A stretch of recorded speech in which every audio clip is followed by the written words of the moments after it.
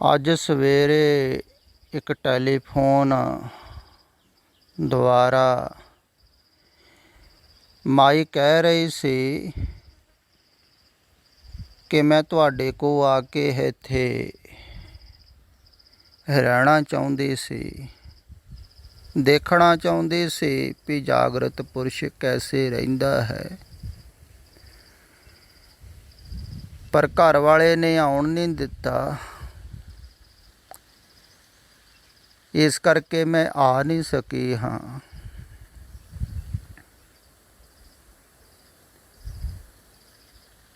ਪਰ ਘਰ ਵਾਲਾ ਉੱਥੇ ਰੱਖ ਕੇ ਵੀ ਮਾਈ ਨੂੰ ਖੁਸ਼ ਨਹੀਂ ਹੈ, ਕਿਉਂਕਿ ਉਹਦਾ ਵੀ ਥੋੜ੍ਹੇ ਦਿਨ ਪਹਿਲਾਂ ਟੈਲੀਫੋਨ ਆਇਆ ਸੀ,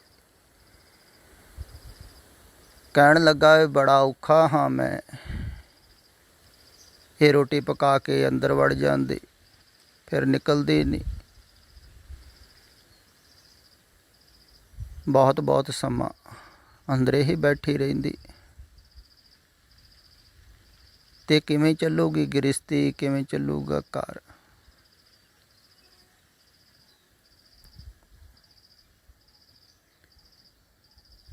ਤੇ ਐਸੀ ਕਠਿਨਾਈ, ਐਸੀ ਸਮੱਸਿਆ ਜਿਹੜੇ ਲਾਗੇ ਰਹਿਣ ਵਾਲੇ ਹਨ ਉਹਨਾਂ ਨੂੰ ਵੀ ਆਉਂਦੀ ਹੈ ਤੇ ਆਵੇਗੀ। ਤੁਸੀਂ ਆਪ ਸੋਚੋ, ਅਗਰ ਤੁਹਾਡੇ ਘਰ ਦੇ ਵਿੱਚ ਕਾਰੋਬਾਰ ਛੱਡ ਕੇ, ਕੰਮਕਾਰ ਛੱਡ ਕੇ ਬੈਠ ਜਾਵੇ ਤਾਂ ਤੁਹਾਨੂੰ ਵੀ ਕਠਿਨਾਈ ਤਾਂ ਹੋਵੇਗੀ ਨਾ। ਲੋਕ ਵੀ ਚੰਗਾ ਨਹੀਂ ਸਮਝਦੇ ਹਨ, ਸਮਾਜ ਦੇ ਲੋਕ, ਰਿਸ਼ਤੇਦਾਰ ਵੀ।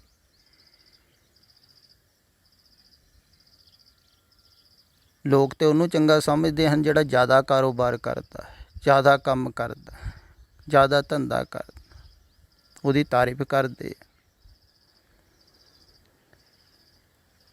ਅਤੇ ਜਿਹੜਾ ਕਾਰੋਬਾਰ ਛੱਡ ਕੇ, ਮਿਲਣ ਵਰਤਨ ਛੱਡ ਕੇ, ਰਿਸ਼ਤੇਦਾਰੀਆਂ ਦਾ ਜਾਣਾ ਆਉਣਾ ਛੱਡ ਦਿੱਤਾ ਇਸ ਮਾਈ ਨੇ, ਇਹ ਕਾਫੀ ਸਮੇਂ ਤੋਂ ਧਿਆਨ ਕਰ ਰਹੀ ਹੈ ਅਤੇ ਹੌਲੀ ਹੌਲੀ ਧਿਆਨ ਦੇ ਵਿੱਚ ਮਨ ਟਿਕਣ ਲੱਗ ਪਿਆ। ਹੁਣ ਇਹਨੂੰ ਤਾਂ ਚੰਗਾ ਲੱਗਦਾ ਹੈ ਅੰਦਰ ਬੈਠ ਕੇ, ਪਰ ਬਾਹਰ ਵਾਲਿਆਂ ਨੂੰ ਚੰਗਾ ਨਹੀਂ ਲੱਗ ਰਿਹਾ ਹੈ। ਅਤੇ ਧਿਆਨ ਦੇ ਮਾਰਗ 'ਤੇ ਇਹ ਕਠਿਨਾਈ ਹੋਵੇਗੀ ਹੀ ਹੋਵੇਗੀ। ਅਤੇ ਬਾਹਰ ਵਾਲਿਆਂ ਨੂੰ ਸਬਰ ਕਰਨਾ ਪਵੇਗਾ। ਜਿਵੇਂ ਗੁਰੂ ਤੇਗ ਬਹਾਦਰ ਸਾਹਿਬ ਜੀ ਭੋਰੇ 'ਚ ਬੈਠੇ ਸਨ, ਉਹਨਾਂ ਦੀ ਘਰਵਾਲੀ ਨੇ ਬਾਹਰ ਬੈਠ ਕੇ ਸਬਰ ਕੀਤਾ ਨਾ। ਬਾਕੀ ਲੋਕ ਤਾਂ ਸਾਥ ਛੱਡ ਜਾਂਦੇ ਹਨ, ਰਿਸ਼ਤੇਦਾਰ, ਪਰਿਵਾਰ ਦੇ ਮੈਂਬਰ, ਉਹ ਤਾਂ ਬੇਸਮਝ ਕਹਿੰਦੇ ਸਨ। ਦੇਖੋ ਤੇਗਾ ਕਮਲਾ ਕਹਿ ਰਹੇ ਸਨ, ਪਾਗਲ ਕਿਹਾ ਹੈ ਜਿਹੜੇ ਸੰਸਾਰ ਤੋਂ ਹਟ ਜਾਂਦੇ ਹਨ। ਠੀਕ ਵੀ ਹੈ। ਦੇਖੋ ਕਰੋੜਾਂ ਹੀ ਲੋਕ ਜਿਹੜੇ ਪਾਸੇ ਨੂੰ ਜਾ ਰਹੇ ਹਨ, ਉੱਧਰ ਨੂੰ ਨਾ ਜਾ ਕੇ ਕੋਈ ਉਲਟੇ ਪਾਸੇ ਨੂੰ ਤੁਰ ਪਵੇ। ਸਾਰੇ ਲੋਕ ਤਾਂ ਸੰਸਾਰ 'ਚ ਕਮਾਈ ਕਰ ਰਹੇ ਹਨ, ਧੰਦਾ ਕਰਦੇ, ਕੋਈ ਕੁਛ ਕਰਦਾ, ਕੋਈ ਕੁਛ ਕਰਦਾ। ਅਤੇ ਜਿਹੜਾ ਉਲਟਾ ਤੁਰ ਪਏ ਉਹਨੂੰ ਤਾਂ ਬੇਸਮਝ ਸਮਝਣਗੇ ਹੀ ਨਾ, ਬੁੱਧੂ ਕਹਿ ਲੋਕਾਂ। ਅਤੇ ਕਮਲਾ ਕਹਿੰਦੇ ਹਨ ਵੀ ਕਿਸੇ ਕੰਮ ਦਾ ਨਹੀਂ, ਨਿਕੰਮਾ ਹੋ ਗਿਆ। ਅਤੇ ਸੰਸਾਰੀ ਲੋਕ ਤਾਂ ਕਹਿਣਗੇ ਹੀ ਵੀ ਬੇਸਮਝ ਹੈ। ਅਤੇ ਸੰਸਾਰ ਵੱਲੋਂ ਇੱਕ ਕਿਸਮ ਦਾ ਨਿਕਲ ਜਾਂਦਾ ਹੈ ਬੰਦਾ, ਅਤੇ ਸਾਰਿਆਂ ਵੱਲੋਂ ਹੀ ਨਿਰਾਦਰ ਹੁੰਦਾ ਹੈ, ਪਹਿਲਾਂ ਹੋਵੇਗਾ ਹੀ। ਤਿਰਸਕਾਰ ਕਰਨਗੇ ਸਾਰੇ। ਅਤੇ ਪ੍ਰੇਮ ਦੇ ਮਾਰਗ 'ਤੇ ਐਸਾ ਨਹੀਂ ਹੁੰਦਾ ਹੈ।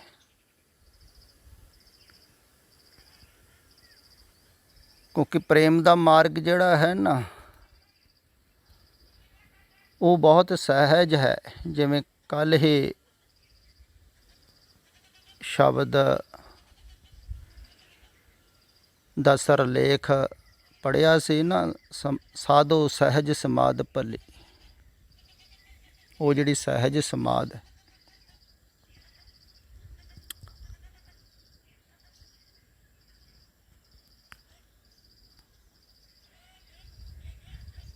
ਇਹਦੇ ਵਿੱਚ ਇਹ ਨਹੀਂ ਕਿਹਾ ਜਾਂਦਾ ਤੁਸੀਂ ਬੈਠ ਕੇ ਧਿਆਨ ਕਰੋ। ਇਹ ਖਿਆਲ ਰੱਖੋ ਫਰਕ ਵੀ ਗੁਰੂ ਤੇਗ ਬਹਾਦਰ ਸਾਹਿਬ ਜੀ ਨੇ ਭੋਰੇ 'ਚ ਬੈਠ ਕੇ ਸਿਮਰਨ ਕੀਤਾ, ਧਿਆਨ ਕੀਤਾ ਤੇ ਬਾਹਰੋਂ ਧਿਆਨ ਹਟਾਇਆ ਹੈ। ਪਰ ਬਾਬੇ ਲਹਿਣੇ ਨੇ ਨਹੀਂ ਭੋਰੇ 'ਚ ਬੈਠ ਕੇ ਧਿਆਨ ਕੀਤਾ, ਗੁਰੂ ਰਾਮਦਾਸ ਜੀ ਨੇ ਨਹੀਂ ਕੀਤਾ, ਗੁਰੂ ਅਮਰਦਾਸ ਜੀ ਨੇ ਨਹੀਂ ਕੀਤਾ। ਕਿਉਂਕਿ ਉਹਨਾਂ ਨੇ ਧਿਆਨ ਗੁਰੂ ਦੁਆਰਾ ਹਟਾਇਆ। ਉਹਨਾਂ ਦਾ ਧਿਆਨ ਹਟਿਆ ਪ੍ਰੇਮ ਦੁਆਰਾ। ਗੁਰੂ 'ਤੇ ਸ਼ਰਧਾ ਸੀ, ਪ੍ਰੇਮ ਸੀ, ਉਹਦੇ 'ਤੇ ਧਿਆਨ ਲੱਗ ਗਿਆ। ਗੁਰੂ ਜੋ ਕਹਿੰਦਾ ਰਿਹਾ ਉਹ ਕਰਦੇ ਰਹੇ, ਜੋ ਕਹਿੰਦਾ ਰਿਹਾ ਉਹ ਕਰਦੇ ਰਹੇ, ਬਾਹਰੋਂ ਧਿਆਨ ਹਟਦਾ ਰਿਹਾ। ਤਾਂ ਉਹਨਾਂ ਦਾ ਕਰਮ ਵੀ ਜਾਰੀ ਰਿਹਾ ਤੇ ਧਿਆਨ ਵੀ ਹਟ ਗਿਆ। ਸਹਿਜ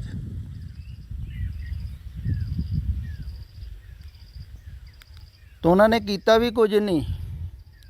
ਇਸ ਕਰਕੇ ਭਗਤ ਕਹਿੰਦਾ ਵੀ ਹੈ ਵੀ ਮੈਂ ਕੁਝ ਵੀ ਨਹੀਂ ਕੀਤਾ, ਹੋਇਆ ਕੁਝ।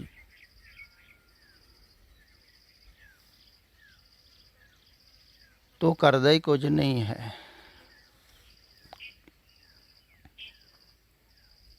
ਉਹਦੇ ਕੋਲ ਹੁੰਦਾ ਹੈ,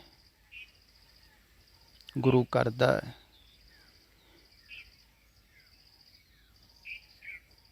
ਉਹ ਸਿਰਫ ਇੱਕੋ ਹੀ ਕੰਮ ਕਰਦਾ ਹੈ, ਜੇ ਕਹਿ ਲਈਏ ਕਰਦਾ ਹੈ ਤਾਂ ਮਨ ਆਪਣਾ ਦੇ ਦਿੰਦਾ ਹੈ ਗੁਰੂ, ਤੇ ਮਨ ਦੇ ਦਿੱਤਾ ਤੇ ਫਿਰ ਉਹਦਾ ਤੇ ਕਰਤਾ ਰਿਹਾ ਹੀ ਨਾ, ਕਰਤਾ ਭਾਵ।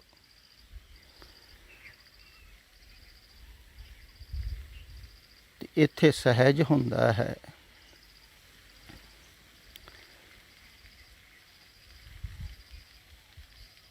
ਤੇ ਬੈਠ ਕੇ ਧਿਆਨ ਲਾਉਣ ਵਾਸਤੇ ਨਹੀਂ ਕਹਿੰਦੇ ਹਨ। ਜਿਵੇਂ ਇੱਥੇ ਰਹਿ ਵੀ ਰਹੇ ਹਨ ਪ੍ਰੇਮੀ, ਮੈਂ ਇਹਨਾਂ ਨੂੰ ਵੀ ਕਦੇ ਵੀ ਬੈਠ ਕੇ ਧਿਆਨ ਕਰਨ ਵਾਸਤੇ ਨਹੀਂ ਕਿਹਾ ਹੈ, ਸਿਮਰਨ ਕਰਨ ਵਾਸਤੇ ਨਹੀਂ ਕਿਹਾ ਹੈ। ਵਿਸ਼ੇਸ਼ ਤੌਰ 'ਤੇ ਵੀ ਟਾਈਮ ਕੱਢੋ, ਨਿਤਨੇਮ ਕਰੋ। ਜਿਵੇਂ ਕਈ ਆਸ਼ਰਮਾਂ 'ਚ ਧਿਆਨ ਕਰਵਾਉਂਦੇ ਹਨ, ਨਾਮ ਜਪਾਉਂਦੇ ਹਨ, ਕੋਈ ਕੁਛ ਕਰਾਉਂਦਾ ਹੈ, ਕੋਈ ਕੁਛ ਕਰਾਉਂਦਾ ਹੈ। ਨਹੀਂ, ਮੈਂ ਕਹਿੰਦਾ ਹਾਂ ਤੁਸੀਂ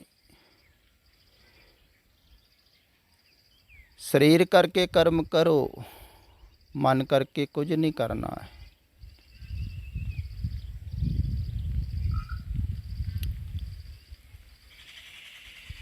ਸਰੀਰ ਦੁਆਰਾ ਕਰਮ ਜਾਰੀ ਰਹਿਣ।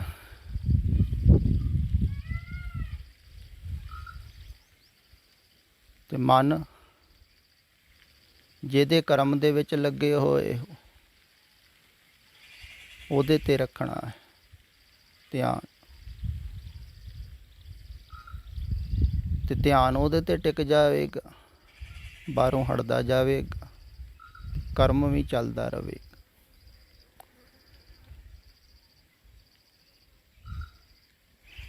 ਤੇ ਦੂਸਰੀ ਗੱਲ ਇਹ ਹੈ ਖਿਆਲ ਵਿੱਚ ਰੱਖਣ ਯੋਗ, ਜਿਵੇਂ ਇਸ ਮਾਈ ਨੇ ਕਿਹਾ ਹੈ ਵੀ ਮੈਂ ਜਾਗਰਤ ਪੁਰਸ਼ ਦੇ ਕੋਲ ਰਹਿ ਕੇ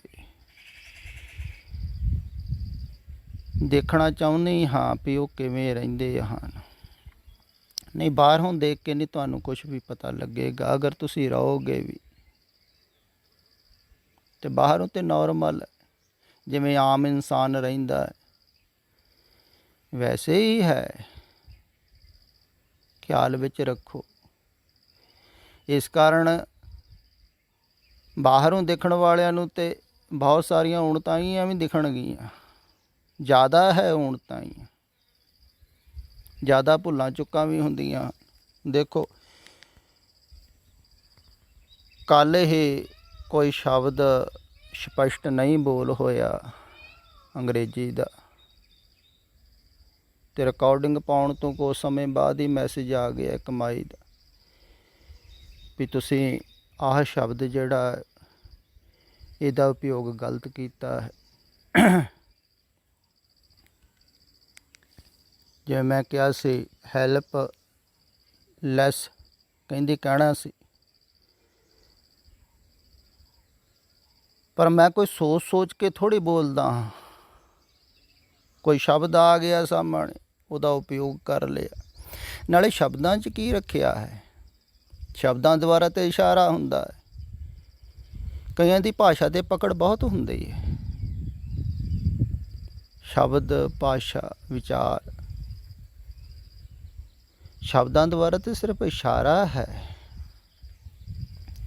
ਅਤੇ ਕਈ ਸ਼ਬਦਾਂ ਦੇ ਵਿੱਚ ਵੀ ਬਹੁਤ ਗਲਤੀਆਂ ਲੱਭਦੇ। ਕੋਈ ਬਾਣੀ ਦੀ ਪੰਕਤੀ ਵੱਧ ਘੱਟ ਬੋਲ ਹੋ ਗਈ, ਕੋਈ ਸ਼ਬਦ ਦਾ ਉਚਾਰਨ ਗਲਤ ਹੋ ਗਿਆ। ਅਤੇ ਕਈ ਤਾਂ ਇੱਥੋਂ ਤੱਕ ਵੀ ਸੋਚਦੇ ਹਨ। ਇੱਕ ਵਾਰ ਇੱਕ ਮੇਰੇ ਨਾਲ ਟਕਸਾਲੇ ਸੀ, ਅਤੇ ਇੱਕ ਮਹਾਤਮਾ ਕੋਲ ਅਸੀਂ ਗਏ।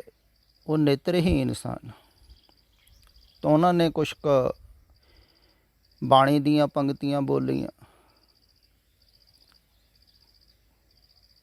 ਤੋ ਛੋਟੇ ਹੁੰਦੇ ਕਿਤੇ ਪੜ੍ਹੇ ਸਨ, ਅਤੇ ਕੁਛ ਆਪਣੇ ਕੋਲੋਂ ਤੁਕ ਜੋੜ ਦਿੰਦੇ ਸਨ। ਕੁਛ ਜੋ ਪੜ੍ਹੀ ਹੋਈ ਹੈ ਉਹ ਖਿਆਲ ਵਿੱਚ ਸੀ। ਤੋ ਕਹਿਣ ਲੱਗਾ ਵੀ ਇਹਨਾਂ ਨੂੰ ਤਾਂ ਬਾਣੀ ਪੜ੍ਹਨੀ ਨਹੀਂ ਆਉਂਦੀ, ਬਾਣੀ ਅਸ਼ੁੱਧ ਪੜ੍ਹਦੇ, ਇਹ ਕਦੇ ਮਹਾਤਮਾ ਹੋ, ਇਹ ਕਿਵੇਂ ਸੰਤ ਹੋ ਗਏ? ਮੈਂ ਕਿਹਾ ਵੀ ਜਿਹੜਾ ਬਾਣੀ ਸ਼ੁੱਧ ਪੜ੍ਹਦਾ ਉਹ ਹੀ ਸੰਤ ਹੋ ਸਕਦਾ ਤੇਰੇ ਬਾਣੀ। ਇਹ ਵੀ ਖਿਆਲ ਹੈ ਸਿੱਖਾਂ ਦਾ ਵੀ ਸ਼ੁੱਧ ਬਾਣੀ ਜਿਹੜਾ ਉਚਾਰਨ ਕਰਦਾ ਹੋਵੇ।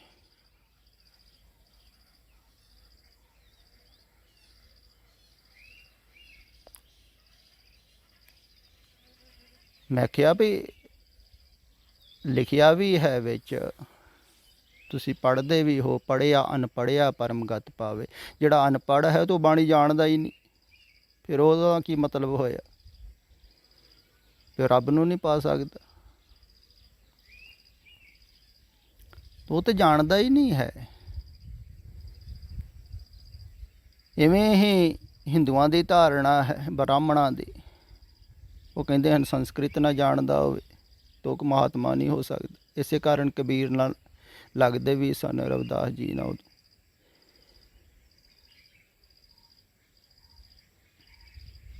ਵੀ ਸ਼ੁੱਧ ਬਾਣੀ, ਸ਼ੁੱਧ ਉਚਾਰਨ, ਇਹ ਤਾਂ ਭਾਸ਼ਾ ਦਾ ਉਪਯੋਗ ਹੈ, ਭਾਸ਼ਾ ਸਮਝਾਉਣ ਵਾਸਤੇ। ਅਤੇ ਕਈ ਇਸੇ ਹੀ ਸ਼ਬਦਾਂ ਦੇ ਜਾਲ ਦੇ ਵਿੱਚ ਪਏ ਰਹਿੰਦੇ ਹਨ। ਕੁਝ ਸਮੇਂ ਪਹਿਲਾਂ ਇੱਕ ਵਾਰ ਇੱਥੇ ਟਕਸਾਲੀ ਆਏ ਸਨ,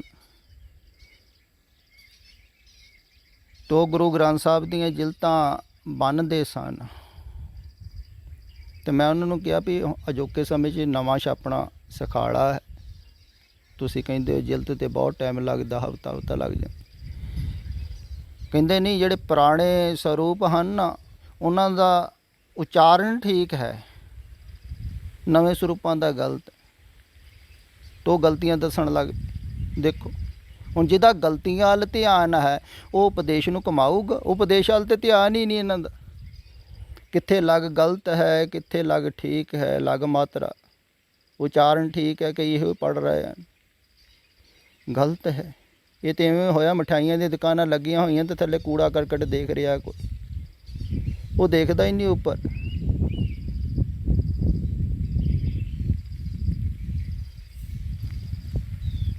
ਅਤੇ ਕਈ ਜਿਹੜੇ ਹਨ